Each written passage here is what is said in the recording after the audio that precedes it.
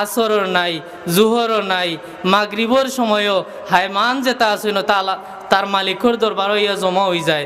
কিন্তু আমি মানুষ বইয়া গফ করইন মানছে টাইম আছে বইয়া গফ করইন। আমি তো ও দোকানগুলো দেখি বহুত মানুষ আমরার গ্রামেরও আল্লাহ সুখী বানাইলিছইন।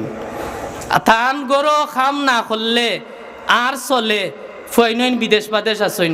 এখন তো তাই ফ্রি নানি গরো বিকালে গেলে বলে আমি রুজি করি আনা লাগবো, খাওয়া লাগবো, ইয়ে করা লাগবো।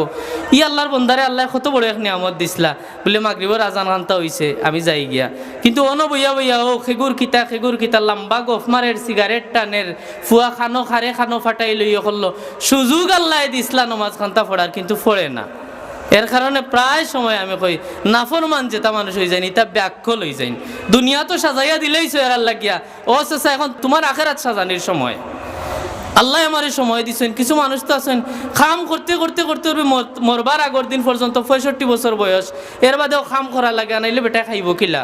আল্লাহ তো তোমারে দিসলা একবারে কোনো ব্যস্ততা নাই, এখন খালি আল্লাহ বিল্লাহ করতা। আহা আমার আগর হুজুরে কইছেন যে ওয়া হায়াতাকা কাবলা মৌতিক, তোমার মৌতর আগে হায়াত খান্তারে তুমি খামো লাগাও।